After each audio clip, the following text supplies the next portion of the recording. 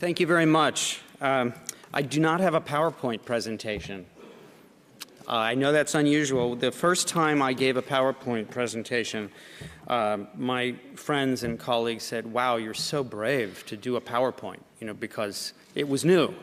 People didn't know how to use it. And when I told people that I was giving a lecture today without PowerPoint, they said, well, you're so brave to do a lecture without PowerPoint. So whatever's not in fashion, I guess. But I like to use PowerPoint when I have facts and figures. I don't have that many today. I want to engage with you on some sometimes difficult concepts.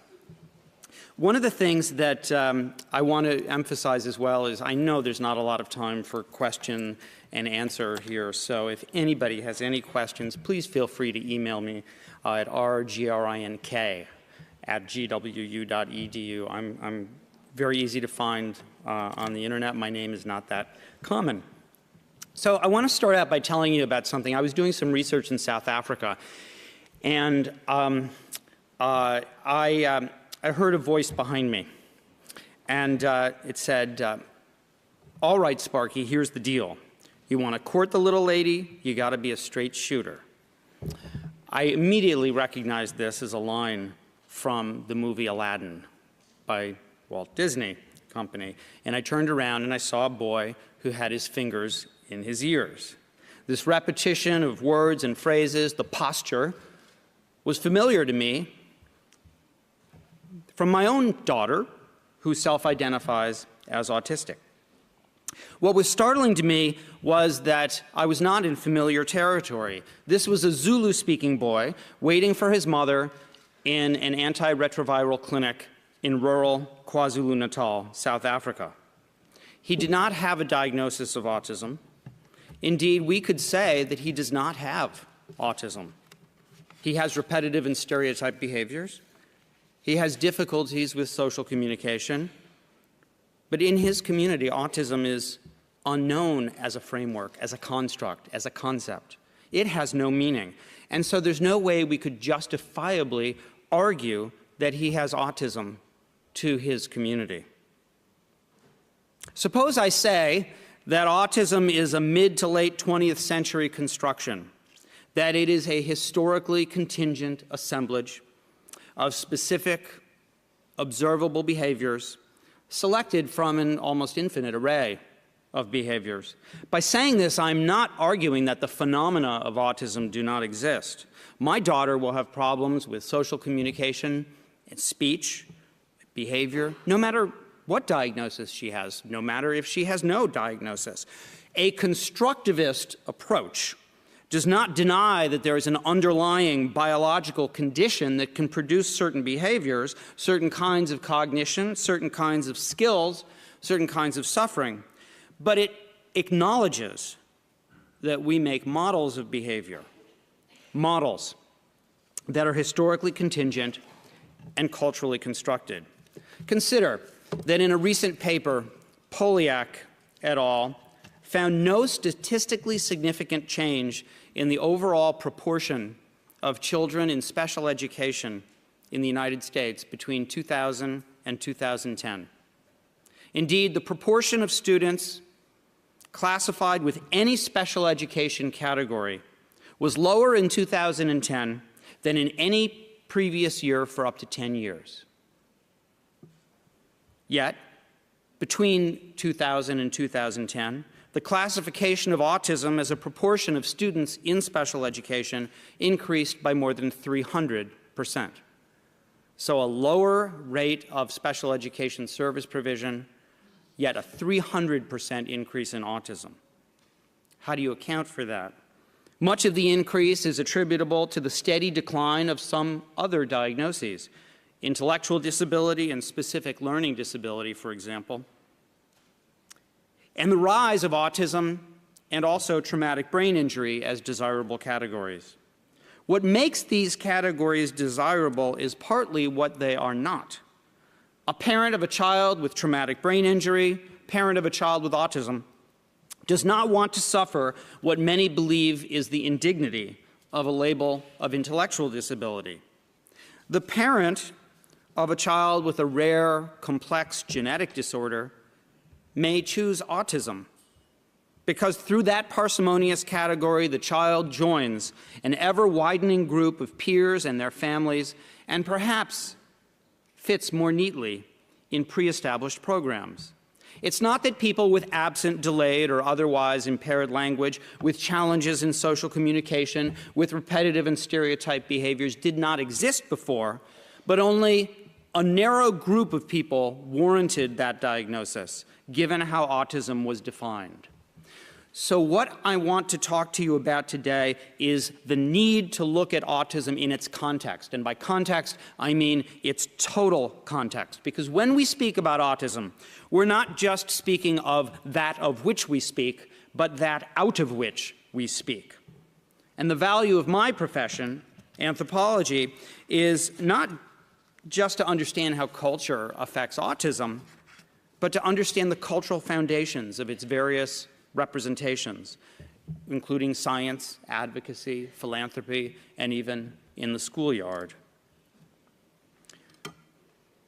Michel Foucault persuasively argued that we live in what he called epistemes. Epistemes are much bigger than, say, Thomas Kuhn's notion of scientific paradigms, that is, the values, the problematics, the beliefs that scientists share at a particular point in time. Epistemes are the totality of the discursive practices that give rise to forms of knowledge. And from this perspective, it would be absurd to think about the histories of psychology and psychiatry as the accumulation of knowledge. The histories of these fields was part of a larger historical process to order the world in a new way, a process that occurred in every other area of scientific inquiry as well, but also in art, in literature. It was a process that involved the rise of capitalism, the rise of schools, prisons, asylums, and other institutions. New modes of production, new total contexts don't just change how we behave, they also change how we think and how we organize and classify behaviors in our world. Our academic disciplines emerge in particular contexts for particular reasons. And they emerge, as the term discipline suggests, to control, to correct, to keep us on a certain track. Knowledge and therefore science become a form of power or governance exercised by those who claim to possess it or those whose societies endow particular people with the authority to possess it and police it. Science does not do this through coercion or imposition, but by consensus. And we're often largely unaware that we are subjects of power. Under psychiatric governance, we experience autism as something real. We think it's an actual thing that exists in the world, rather than just a concept or a category to guide. It even has its own birthday, 1943. Born to one of two dads, right? Leo Kanner and Hans Asperger. But it is a concept. We made it. And this is why we could argue that autism did not exist in the 17th century or the 16th century or the 15th century, because to impose that category would be to impose something that we've constructed for our particular time and place on a very foreign community. Consider how we've changed this creation of ours in recent history. Not long ago, autism was childhood schizophrenia. Then it was not. It was unrelated to seizures and intellectual disability, and then it was. It was a mental illness, then it was a developmental disability. Asperger's disorder existed once, now it doesn't. Every state in the United States has diagnostic criteria in its school system that are not only different from each other, but are different from the DSM. Even in a single moment like this, in mid-September 2016, we won't all agree on what autism is. And 30 years from now, maybe it might cease to exist as the framework for the constellation of symptoms we now call autism. It could become so popular It could be used so much. The spectrum could be so wide that it ceases to be meaningful. Kind of like what the old baseball player Yogi Berra used to say when he talked about how he hated busy, popular restaurants. He would say, nobody goes there anymore, it's too crowded. We don't know what things will look like in the future. But of course, the thing that I'm saying about autism, we could substitute any term for this. We could substitute the term homosexuality, for example.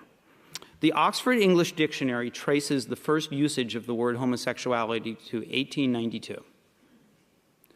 And the words homosexuality and homosexual don't enter the Oxford English Dictionary until 1976.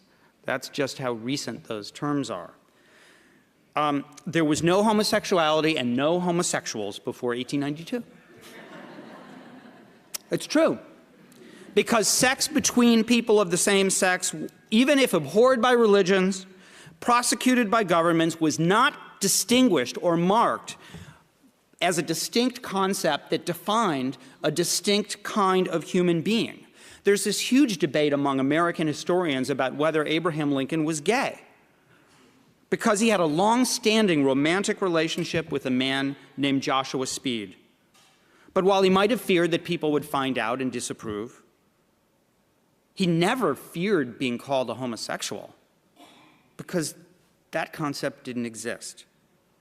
It had to await the invention of heterosexuality, which, by the way, has that same onset about late 1800s. The same can be said for people with post-traumatic stress disorder, many other things. There are many new kinds of people in the world that didn't exist before. Post-traumatic stress disorder, multiple personality disorder, fetal alcohol syndrome, for example. Yet people have always had trauma. There have always been people who dissociated and had hallucinations.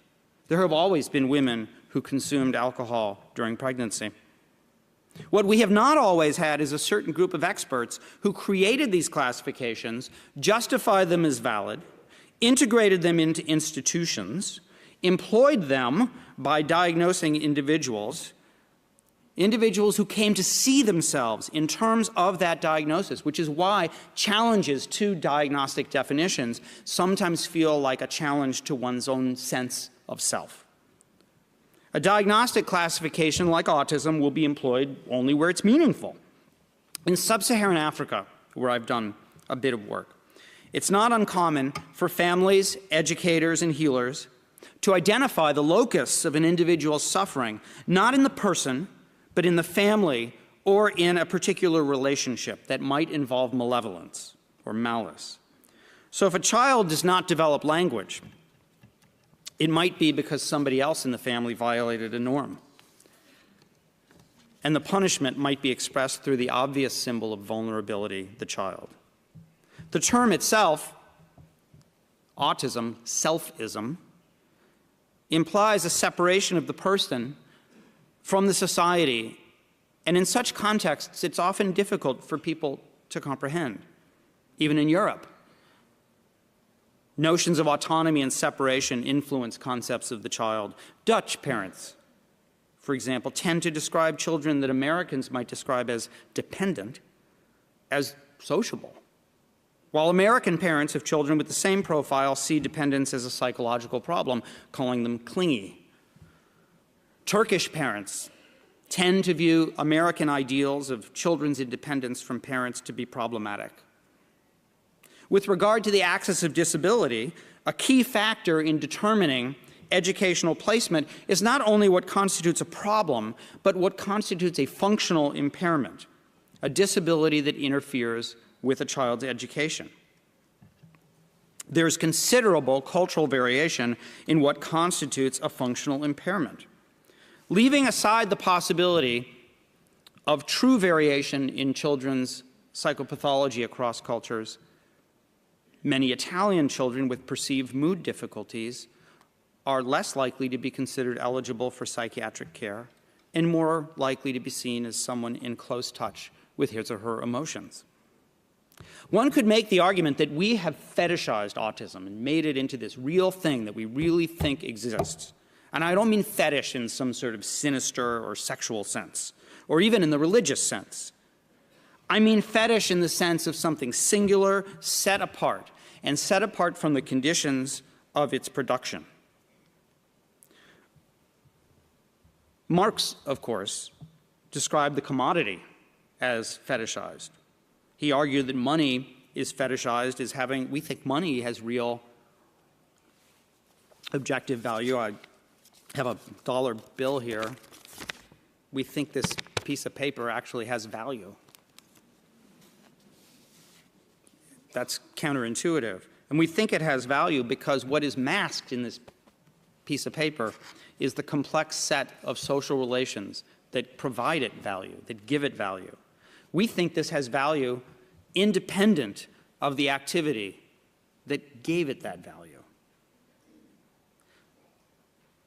Prevalence trends certainly change because of factors that can have very little to do with actual incidents. If not culture, then how else do we understand the fact that the nation in the world with the very highest prevalence rate ever recorded, South Korea, 2.64%, the 11th largest economy in the world, boasting an outstanding educational and medical system, provides special education services to just 2% of its children, while the United States provides special education services to about 13%. An epidemiologic study of children with autism spectrum disorder in Venezuela, based solely on records of people who had been classified by their school system or by clinics or through insurance, found a prevalence of just 0.17%, probably due to limited government resources and a lack of awareness among professionals and parents. There are similar results elsewhere in Latin America, 0.11% in Ecuador, 0.27% in Brazil. We know that autism is more common where there are child psychiatrists. It's true. We know that autism is more common in wealthy communities. We know that diagnostic rates are higher in places where advocacy communities have done outreach. In the United States, there are state systems in which fiscal incentives promote a greater number of school diagnoses of autism. There are educational testing measures that promote greater numbers of school diagnoses of autism in order to exclude low-performing students from standardized tests that might reflect poorly on the school. In a recent paper, Kwok describes how in 1996, when California began to determine levels of special education funding on total enrollment rather than the number of disabled students, special education classifications either were flat or fell.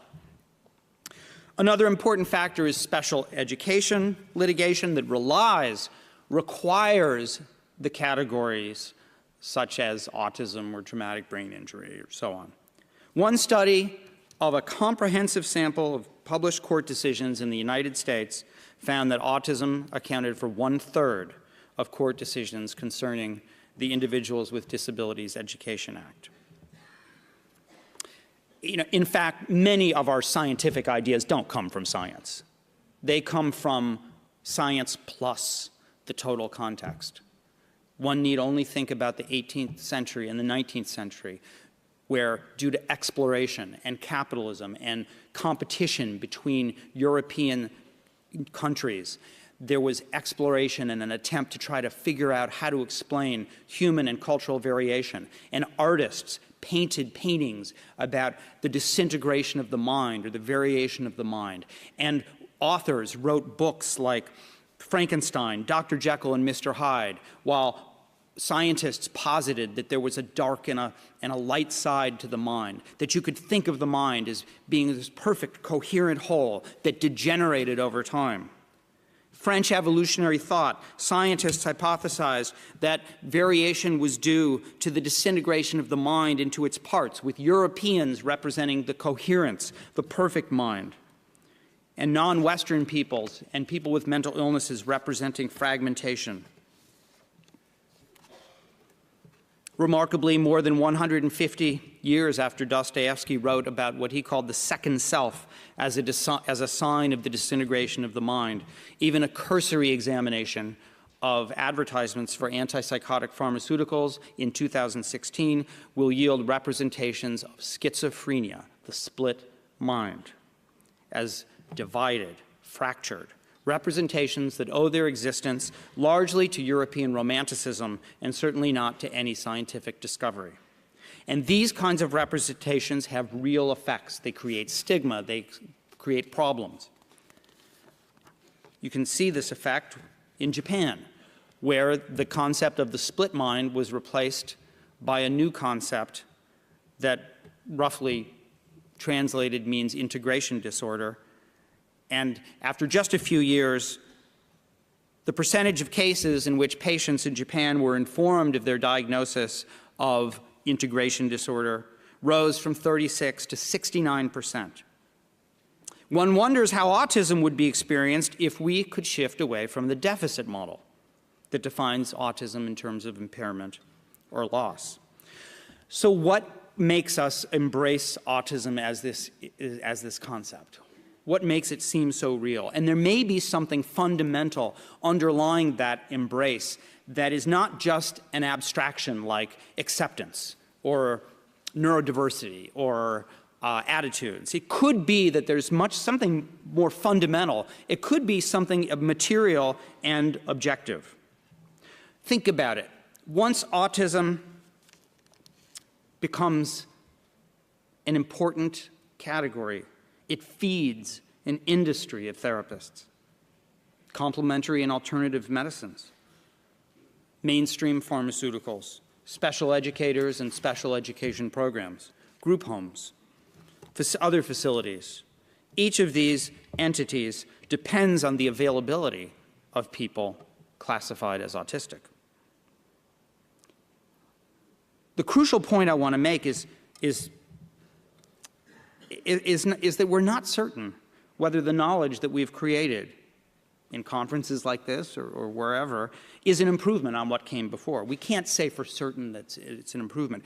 But what we can say for certain is that our knowledge serves as an organizing device that ramifies to many areas of society.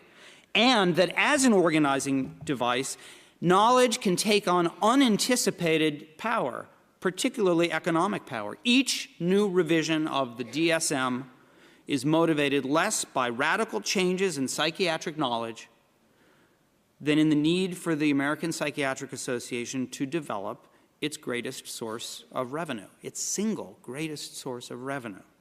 Anne Maguire was the first person, I believe, to formally use the term, at least in publication, the autism industrial complex, in reference to the emerging infrastructure. Okay. The phrase comes from U.S. President Dwight Eisenhower, who, after leaving office in 1961, expressed concern about the military-industrial complex. And we might want to ask similarly how the category of autism has become part of a web of interconnected and bounded interests. Even conceptions of autism in the common deficit model take language from the economy. In her book, The Accidental Teacher, Annie Lehman calls autism, quote, a greedy disability, unquote, because she says it takes away so much. This industry requires the availability of people called autism experts. The industry is necessitated by, requires, and produces new laws, high-cost diagnostic and screening tools, new forms of evidence and analysis, even new forms of aesthetics. The new phenomena are supported by philanthropists, advocacy organizations, schools, government, research programs, researchers in need of funding, and professional conferences. In other words, autism may be imagined as a singular phenomenon, but it does not exist in isolation from all of these other relationships. And just think about the amount of money that gets spent on autism, with aggregate costs in just, say, the UK and the United States of hundreds of billions of dollars. Imagine how hard it is then to resist any of these forces. Even if new and innovative, quote-unquote, stakeholders want to lead the fight, there's no way of matching or challenging this pre-existing network and finances of this matrix. Actually, think about the term stakeholder, too, right? It's an economic term. A stakeholder is typically defined as a person or an institution that has an interest in ensuring the success, ensuring that what we have keeps going. When an organization calls me a stakeholder because I have a child with autism, or because I do research on autism, there's an implicit assumption that everyone who has an autistic child or is an autism researcher or who has autism has an interest in either helping the organization or at least the object of that organization's work. Stakeholders are all, in a sense, owners of autism with a stake in protecting it, whether it's as an object of study, a professional identity, or social identity. I'm just seeing, I just saw that I'm up there. I had no idea. That includes me, by the way, this identity. Many of the most heated debates in autism, I think, have boiled down to the question of who owns autism, of, who has the right to, who has the authority, who has the right to talk about it, to represent it. I think there is an answer to the question. There's an unsatisfactory. I think there is an answer to the question, who owns autism? One answer is that we all own it, but I'm not sure it's a satisfactory answer because it still presumes a kind of buy-in to the concept that autism is a real and stable thing rather than something we create. Marx's idea of the fetish was that humans create an economy that appears to be natural and real, to which we're subordinated. So if we're going to think about autism as a fetish, we may have to reframe this answer of who owns autism. Perhaps we need to turn it on its head and give the answer that autism owns us. Autism owns us because it is a category that exists right now that we have so much difficulty seeing as a construct, so much difficulty seeing that we have the ability to accept it, reject it, change it. And I want to switch gears a little bit to talk about what might be a kind of exemplar of some of the things that I'm talking about. And that thing is something that's created a lot of debate lately, which is the puzzle piece, that symbol that's everywhere, that ubiquitous symbol. I mean, I can think of no, except for maybe the pink ribbon for breast cancer advocacy, I don't know that there's anything else that's as ubiquitous as the puzzle piece. I think it's sort of an exemplar of what I'm talking about. A few years ago, David Mandel asked me if I wanted to write a short essay on the puzzle piece. The first thing I thought about was my daughter Isabel, who sometimes uses the word, often uses the word autism to describe herself and her talents, among them an incredible jigsaw puzzle talent. She'll frequently do very complicated puzzles, but she turns it over so the picture side's down, and then she just does it based on the shape. And then there's always one piece missing. And she can't really explain to me why she's put one piece in her pocket or under a pillow or in a jewelry box, but it prevents that puzzle from becoming complete. It's always on the edge of being complete. The next thing I thought about was James Merrill's celebrated poem, Lost in Translation, which is about a missing puzzle piece. Merrill represents himself as a child through this puzzle. A missing puzzle piece represents him as a child, a person who is incomplete. But incompleteness in Merrill's poem and incompleteness in my daughter's engagement with the puzzle does not denote deficit. For him, as for everyone, there is always a piece missing. That life, by definition, is never complete. That the image we assemble of ourselves may seem real and coherent at any particular moment, but its shapes and its meanings change constantly. The puzzle piece is now associated largely with the American Foundation Autism Speaks and also with the Autism Society of America, but it was first used here in the UK. It was established in 1963 by the National Autistic Society. an organization founded by parents and modeled on the Spastics Society of Children with Cerebral Palsy. The logo, no longer used by the NAS, was designed by Gerald Gasson, parent of an autistic child, and he superimposed the image of a crying child on the puzzle piece to illustrate both that autism is baffling and that people with autism suffer and do not fit in. Now remember, I'm using this puzzle as a kind of exemplar of how we think about autism as a construction, right? And how we imagine that what we know about autism now is better than what we used to, or that there is something, some perfect knowledge that we can go out and gain.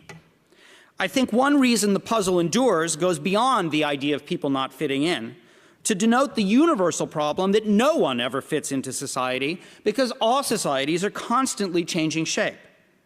Just as Merrill's puzzle stands for the unstable relationship between the individual and some imagined whole, so too is autism an ever-changing assemblage of ideas and practices that perhaps like any historical construct is a set of relationships at once interlocking and in tension.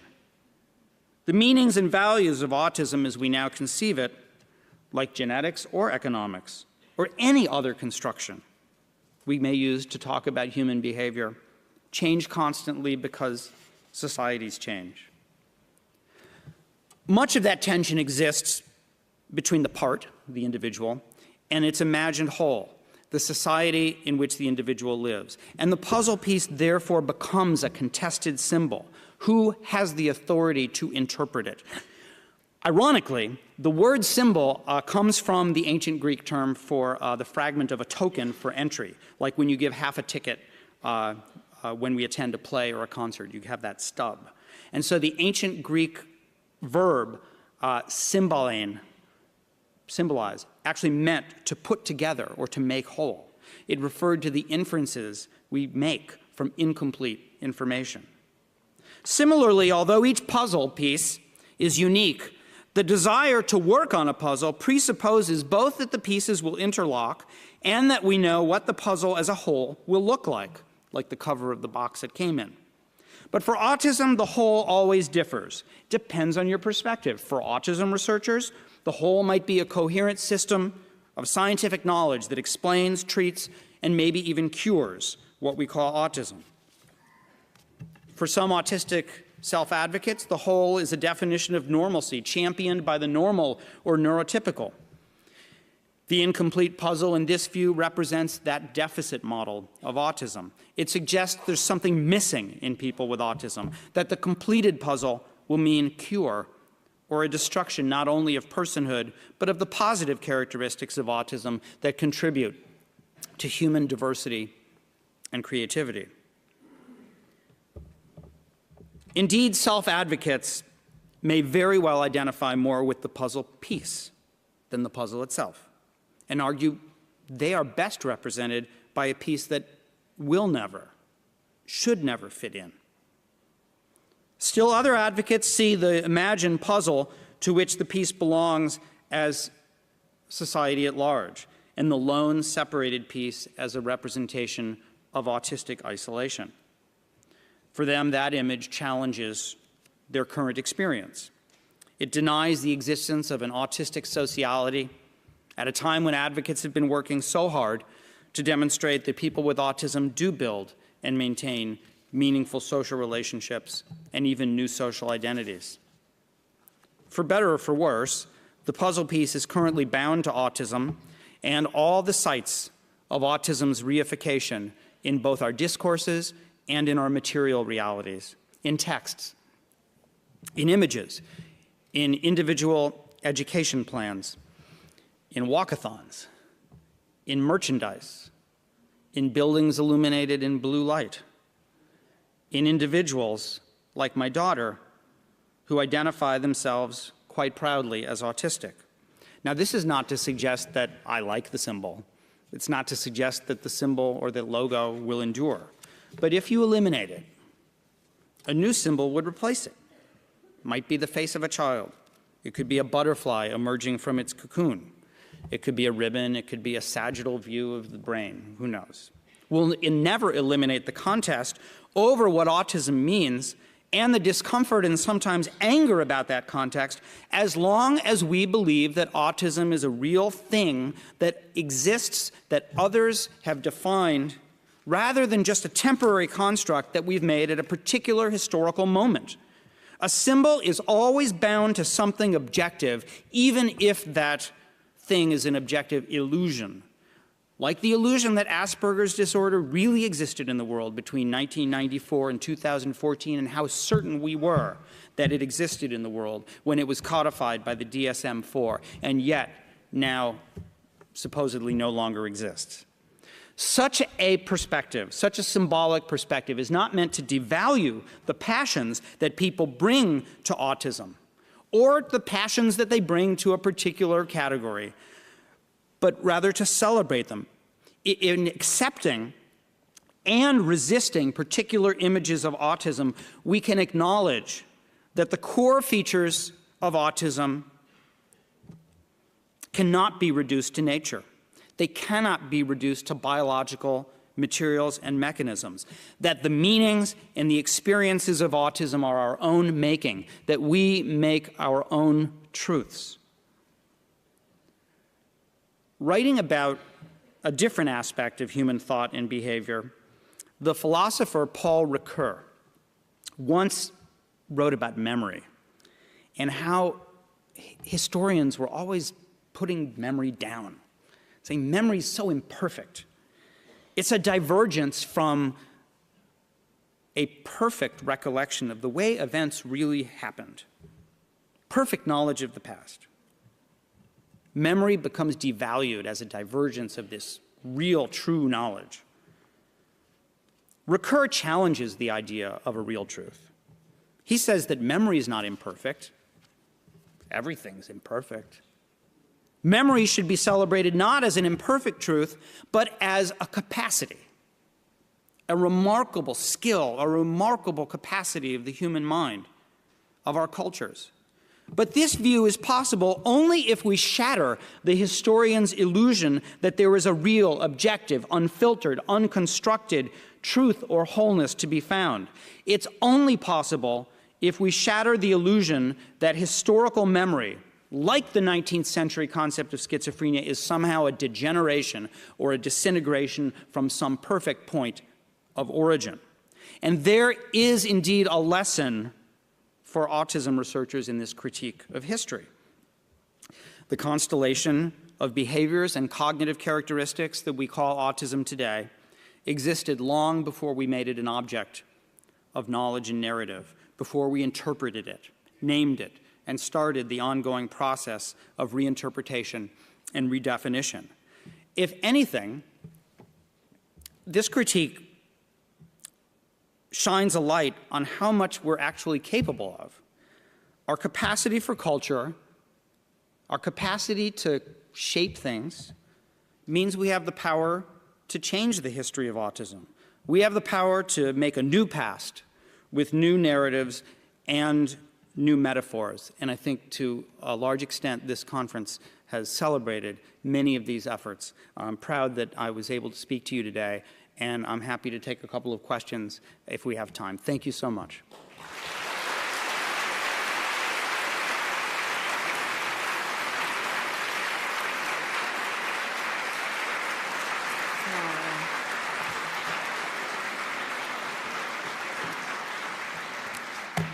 Thank you for this very amazing speech. I think we really have a lot of to think about. Questions? We have one here, microphone. Okay, and one is there. Okay. Hi, Roy. I was just thinking about, you mentioned Foucault and theorists as well, like someone like Howard Becker, I've got in mind. And with, say, the infinity ribbon symbol that autistic activists are using, and the rejection of the puzzle piece, that could be seen as a kind of symbol of rebellion in a sense and counterculture. So I was wondering if you had any kind of insights you want to share or comments about that. Well, I would only comment that, that we should celebrate resistance, because resisting acknowledges that there is power being exerted. And when you come up with a new symbol, when you contest the old one, you're actually acknowledging that there's something to fight against, and that you have agency and you have the ability to do this. I mean, the greatest thing about the neurodiversity movement, or however you want to refer to that movement, is the idea that that there are people who have the right to express their opinions, and that those opinions are geared toward asserting a kind of right or a certain kind of power over a pre-existing idea. I mean, basically what I've talked about here is the idea that we cannot accept that things are the way they are because they're in writing, or because they are the standard mode of discourse, or because there are now MA programs and PhD programs that specialize in this category. If we fetishize something, then we can fail to see how we're subjects of its power. That was a question? Thank you very much for the presentation. I'm here on the stairs. Oh, sitting, okay. Yes. And it made me think a lot. And you have just mentioned in the very end of your speech that history shows us how we can reformulate how we think about things, and how we put everything into one direct narrative. And you say that we might be able to reformulate our thinking on autism also, and maybe not even use the word autism. So my question is that if you have any ideas, or you yourself, how would you reformulate this narrative, if you have anything, any thoughts on this? I wish I knew it, and it doesn't mean to come up with another term. But if we just take the term autism itself, which continues just in the word itself to think that you know, selfism, and whenever it's translated into other languages like African languages, it's always selfism, inward, something that denotes an inward-looking thing. And yet, everything that we're learning about the autism spectrum a lot of what we're learning seems to go so much against that. The fact that there are different kinds of sociality in the world. If you think about some of the first-person narratives that people with autism have written, like Stephen Shore, or Daniel Tammet, or Tito Mukhopadhyay, if I'm pronouncing his name correctly, and many others, they show us certain cognitive skills, certain kinds of creativity, certain forms of sociality that completely go against the kind of pathological deficit model. And so even the term itself is problematic, and that's why I made the analogy to schizophrenia. What person who considers themselves to be a really qualified mental health professional would really describe schizophrenia as a split mind? Yet, look at an advertisement in a medical magazine today. You might see the very common advertisement for Risperdal, which shows a janitor working at night, so all alone, with stubble, so he's not really taking good care of himself in terms of his presentation of self and hygiene. And he hasn't taken his medication, and there's the floor that he's mopping is fracturing, with one side on his left and the other side on his right, and it's fracturing between him. I mean, that is a stunning reminder of how a concept that we can use without ever questioning it. I mean, to some extent, we live on a continuum of power. Some things are easy to resist because we can see it. Somebody stands up and says something silly, you know, I want to build a wall between the United States and Mexico. I don't know if anybody's ever said that, but, you know, maybe somebody says that. You know, we can acknowledge that as an ideological expression and then fight it, right? Because it was said, it's out in the open. But there are other aspects of power that are hegemonic, that are harder to see. Whether it's, you know, I don't know, in gender relations, the use of the neutral pronoun he that is in so many, that is in English, we use that as a neutral pronoun he. Or whether it's, I don't know, the way high-heeled shoes change a woman's body and kind of disempower or immobilize her. Or the way in which, I'm just thinking off the top of my head. I mean, there are lots and lots of ways in which we have a hard time seeing how we're disempowered. Every day that I lecture to my students, they're taking notes like I'm talking in some perfect truth, rather than just giving a reading and an interpretation and an opinion. And so so much of what is happening in our lives is hard to pinpoint as an expression of power, and that's what I'm trying to do here, is to say, you know, think about the complexity of the total context in which we talk about autism as shaping the way we think without us sometimes realizing it. That's what I'm trying to say. Okay, so there is a question here. I need a micro, but I'm sorry, this is, I mean, here was, yeah. Can you raise your hand so I can see who you are? Oh, okay. Yeah, it's me. Micro, please. I'll try not to, I'm just repeating myself endlessly here. We all trade in words, that's what I can say, and we trade in metaphors and we use words in different ways. And you have talked of marks and commodification, so I'd like to give you another metaphor to think of. You could think of autistic people in many different ways, but you could also think of us as a currency in circulation. And a currency either grows or diminishes. It's something which might be artificially created, but it's there. But we're also something more than a currency. We are what empowers you to be up there on the stage now, and what creates this little economy and the rest of it. And so I do think we have something important to say. Thanks for your comment. I agree completely. I think we have time for one more. Actually, we are totally out. Okay. So email me, please, if you have any questions. I'd love to hear from you. Yeah, thank you. Thank you.